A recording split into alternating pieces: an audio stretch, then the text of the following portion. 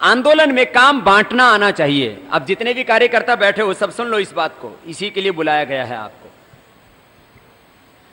एक कार्यकर्ता को 10 से 50 गांव दे दो। जो मजबूत कार्यकर्ता, जो सुबह से शाम तक इसी काम के लिए जिसने सोच लिया है कि मेरा गुरु जिसने पूरा जीवन इस काम के लिए लगा दिया है, इस आंदोलन परिवर्तन के लिए, तो मैं 1 महीना अब इसी आंदोलन के लिए बस काम करूंगा। और 1 महीने तक बहुत से देश में ऐसे हजारों कार्यकर्ता हैं जिन्होंने संकल्प ले लिया है कि 1 महीने तक वो घर लौटेंगे ही नहीं, अब तो 9 अगस्त के बाद ही घर लौटेंगे, गांव गांव जाकर के इस काम को आगे बढ़ाएंगे और इस आंदोलन को सफल बनाएंगे। ऐसे भी हैं। अरे कावड़ वाले देख लो, है? जब कावड़ वाले 1-1 महीने का समय भगवान शिव भोले के लिए दे सकते हैं, जब हम कई बार सैर सपाटे के लिए जाते हैं तब वक्त लग जाता है। अलग अलग यात्राओं में हम समय लगा देते हैं। कैलाश मानसरोवर की यात्रा पे जाते हैं तो 15-20 दिन से लेकर के 1 महीने तक लग जाता है? कांवड़ है, कैलाश यात्रा है। तो भाई क्या आप इस देश के लिए जो इतना बड़ा अभियान चल रहा है, इसके लिए 1 महीने का वक्त नहीं दे सकते? मैं पूरा जीवन नहीं मांग रहा हूं, कितना? 1 महीने का वक्त। छुट्टी ले लेना, कोई बात नहीं। बिजनेस व्यापार है या जवान है, बेरोजगार है, तो रोजगार तो इसी काम से मिलेगा, इस आंदोलन से मिलेगा। किसानों को दाम भी तो इसी आंदोलन से मिलेगा। तो 10 से लेकर के 50 गांव की जिम्मेदारी ले लो। उसमें क्या करना है वो अभी बताता हूं। फिर एक तो कार्य का विभाजन और इसके बाद निरंतर उसका फॉलो, कंटिन्यूअस उसका निरीक्षण, उसकी रिपोर्टिंग। वो जब तक कार्य सफल नहीं हो जाए तब तक उसको फॉलो करना और उसके बाद में उसको स्थायी करना, उसकी सफलता तक। और सफलता के बाद उसकी स्थिरता तक। मैं हमेशा एक बात कहता हूं, भावनाओं से चीजें खड़ी होती हैं और फिर उसके लिए निरंतर संघर्ष और तप करना पड़ता है, तब चीजें चलती हैं। आप में भावना है, आपने स्कूल कॉलेज यूनिवर्सिटी बना दी, घर बना दिया, आप में उत्साह है, आपने शादी कर ली, लेकिन एक दिन में शादी फेरे फेरने से थोड़ी बात बन जाती है। फिर रोज मेहनत करनी पड़ती है, घर परिवार चलाने के लिए बिजनेस व्यापार खेती धंधा करना पड़ता है। तो निरंतरता के साथ उस चीज को आगे बढ़ाना। अब कैसे करना है इस काम को? तो अब एक दिन में एक कार्यकर्ता 4 गांव जा सकता है। कितने गांव में जा सकता है? 4 गांव में एक कार्यकर्ता जा सकता है।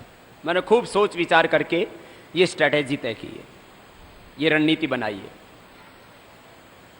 जिस गांव में जाओ वहां पूरा काम करके आओ। अब इस बात को गौर से सुन लो जरा, सीधे बैठो। और ये 4-5 बातें बहुत महत्वपूर्ण हैं।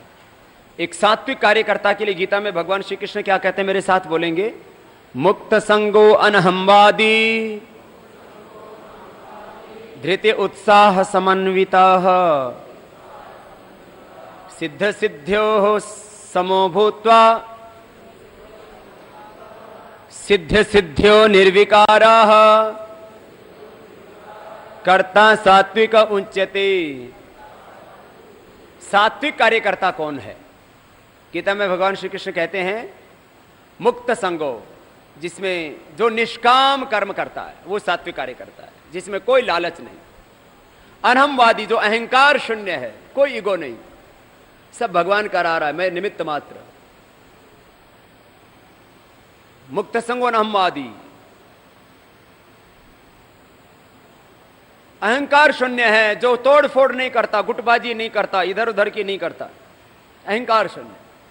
धैर्य, जिसको हिला ना सके दुनिया की कोई भी ताकत, बड़े से बड़े आंधी और तूफान। क्योंकि संघर्षों में, सेवा में, पथ में विघ्न बाधाएं तो आती हैं, तो पथ का ही विधान है। धैर्य और उत्साह, चोटी का एकदम पराक्रम, शौर्य, जुनून, चरम पर, शीर्ष पर। और सफलता मिले असफलता, मैं तो अपना कर्तव्य निभाऊंगा, वो कार्यकर्ता सात्विक होता है। अब ये गांव गांव में जाना है। अब शहर वालों को शहर में अब दो दो तरह के कार्यकर्ता, एक रूरल एरिया में, एक अर्बन एरिया में, ग्रामीण क्षेत्र में, शहरी क्षेत्र में काम करने वाले, दो तरह का हमारा भारत है। एक है हमारा शाइनिंग इंडिया और दूसरा है बर्निंग इंडिया। एक है हमारा चमकता हुआ भारत, दूसरा है जलता हुआ दरिद्र भारत। तो आप लोगों में कुछ लोग शाइनिंग इंडिया में रहने वाले हैं, उनको गांव में जाने की आदत नहीं है, टिप टॉप रहते हैं, मेकअप करके रहते हैं, थोड़ा फेयर एंड लवली लगाते हैं, कोई बात नहीं। एक तो फेयर एंड लवली की जगह तेजस ब्यूटी क्रीम लगा लेना, एंटी रिंकल क्रीम लगा लेना, एलोवेरा जेल लगा लेना, फिर शहरों में भी काम करना। कुछ अर्बन एरिया में काम करेंगे, कुछ रूरल एरिया में, शहरी क्षेत्र में, ठीक है। तो 5 काम करने हैं आपको जब जाएंगे, चाहे आप किसी वार्ड में जाएं, गांव, शहर के क्षेत्र को हम वार्ड कह रहे हैं और गांव के क्षेत्र को गांव है ही, वह ग्राम पंचायत, वह क्या करना है, 5 काम करने हैं। अब मैं पूछूंगा ये 5 के 5 काम, और याद नहीं रहे तो इसका मतलब आप किसी काम के नहीं हो। पहला काम, वहां जाते ही लोगों को अपनी बात कहना, ठीक है। वो बात कैसे कहना, मैं अभी आपको वो भी ट्रेनिंग देके जाऊंगा, ठीक है ना, वक्ता बना के जाऊंगा आज आपको। अपनी बात कहना, और कहना ना आए तो पढ़ लेना, ये पर्चा पढ़ के सुना देना। 15 मिनट लगेंगे कि हम कैसा भारत बनाना चाहते हैं, ठीक है। कितनी देर लगेंगे 4 पेज पढ़ने में? 15-20 मिनट आराम आराम से पढ़ के सुनाना। फिर कोई प्रश्न करे तो करना, आप उनसे पूछना कि भाई बोलो, अब इस आंदोलन से आपको जुड़ना चाहिए कि नहीं गांव वालों से। जब ये पूरा पर्चा पढ़ के सुनाओगे और उनके प्रश्न होंगे, उनका समाधान करोगे और बाद में कहोगे बोलो भाई इस आंदोलन से जुड़ना चाहिए कि नहीं, तो गांव वाले क्या जवाब देंगे, बोलो मेरे से? हाँ में जवाब आएगा कि ना में? तो सबसे पहला काम, जाकर के आंदोलन के बारे में जानकारी देना, या तो बोलना या पढ़ना। पढ़ना आता है तो पढ़ लो, बोलना आता है तो बोल लो, और ज्यादा पढ़ना भी ना आता और ज्यादा बोलना भी ना आता तो इतना सी बात कह देना, भाई हमारे बाबा जी एक काम में लगे हुए, सबको पता है ना गांव वालों। वो गांव वाले अपने आप ही कह देंगे हमने पता है। तो बोलो बताओ भाई क्या करना चाहिए, इस काम में आपको भी जुड़ना चाहिए कि नहीं? तो गांव वाले क्या कहेंगे, जुड़ना चाहिए। तो जितने लोग जुड़ना चाहिए उनका नाम नोट कर लो एक डायरी में, डायरी लेके जाओ, डायरी है ना, जैसे मैं डायरी रखता हूं ऐसे आपको एक डायरी भी दी गई है, उसके लिए उसका एक फॉर्मेट दिया गया है। तो सबका नाम नोट कर लिया, फिर उनसे पूछो कितने हो गए, उसमें कितने नाम नोट करा देंगे? ऐसे 25-50 लोग अपना नाम नोट करा देंगे, ठीक है। तो वो बन गई गांव की समिति। क्या बन गई गांव की? उस समिति के सदस्य कौन? जिन्होंने नाम लिखवा दिए वो समिति के सदस्य। अब उन गांव वालों से पूछ लो, बोले भाई आपकी इस गांव की समिति का संपर्क करें तो कौन आदमी होगा? आपको दिल्ली भी आना है तो हम किससे संपर्क करेंगे? यहां अपने को योग का काम भी शुरू करना है, लोगों को रोग मुक्त नशा मुक्त भी बनाना, अपने गांव को अच्छा बनाना है, अपने इस देश को पुनः ऋषियों का, गुरुओं के सपनों का, महर्षि दयानंद स्वामी विवेकानंद, महात्मा गांधी के सपनों का देश बनाना है। इस भारत को दोबारा से रामकृष्ण के सपनों का, भगवान शिव के सपनों का भारत बनाना है। तो लोगों ने नाम लिखवा दिए। तो बोले भाई आपके गांव में समिति बनाना चाहते हैं, बोलो इसका संयोजक किसको बनाएं? तो गांव वाले जिसका नाम सर्वसम्मति से दे दे वो निर्विरोध क्या हो गया? संयोजक। क्या हो गया वो समिति का? और जो समिति बनी उसका क्या नाम हो गया? ग्राम आंदोलन समिति। फिर उसके बाद में आगे की समितियां बाद में बनाएंगे, वहां युवा भारत भी बनेगा, किसान पंचायत भी बनेगी, पतंजलि योग समिति, भारत स्वाभिमान। वो शुरू में मत बनाना, शुरू में खाली क्या बना दी? ये मातृ संस्था होगी ग्राम आंदोलन। जैसे जेपी के समय ग्राम संघर्ष समितियां बनी थी, ऐसे वार्ड में भी वार्ड आंदोलन समिति, ठीक है। आंदोलन किसका?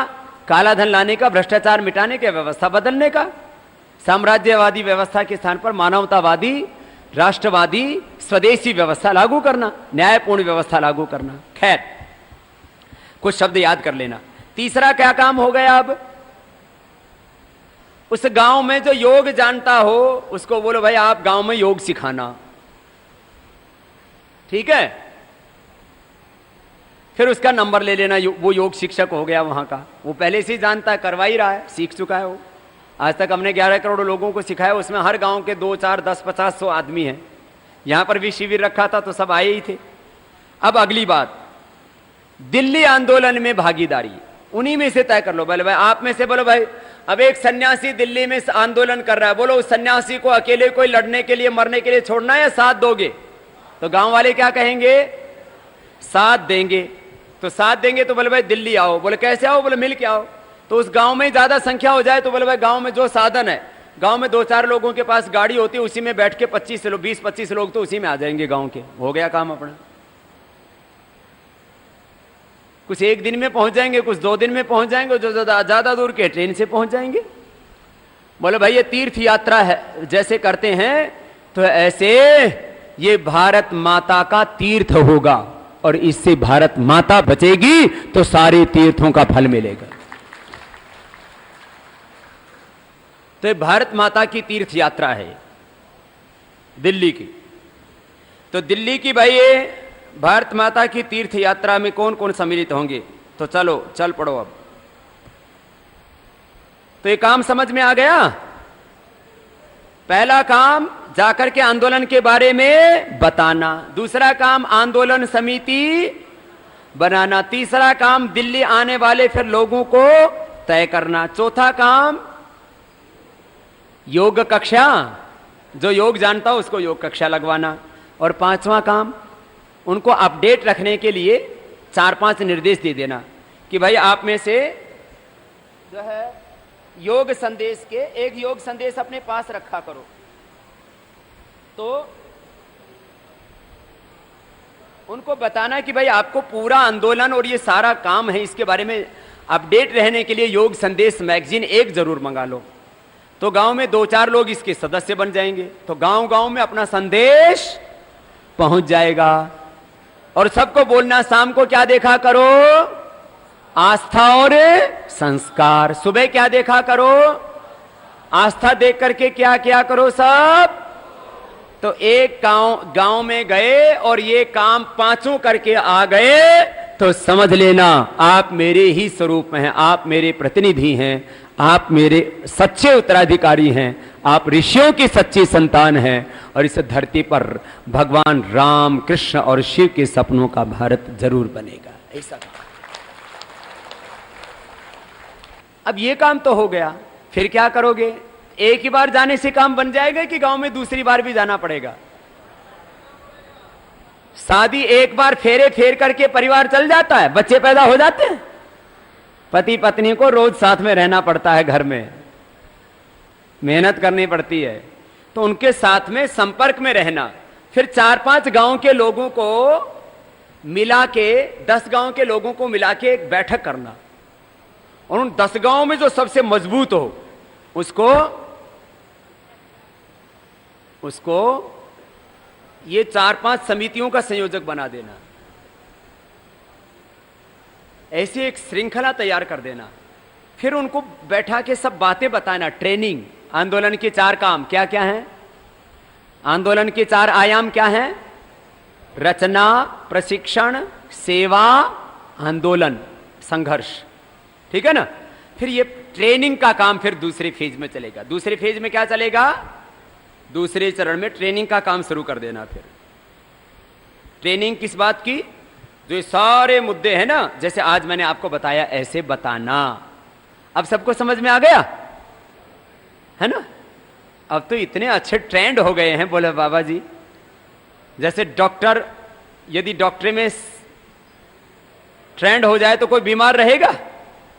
यदि किसान को खेती करनी आ जाए, ट्रेनिंग हो, पूरी खेती अच्छे से अच्छी की जाए, तो कोई किसान दरिद्र नहीं रहेगा। ऐसे ट्रेनिंग बहुत बड़ा पार्ट है। तो आज मैंने आपको पहले ट्रेनिंग दी,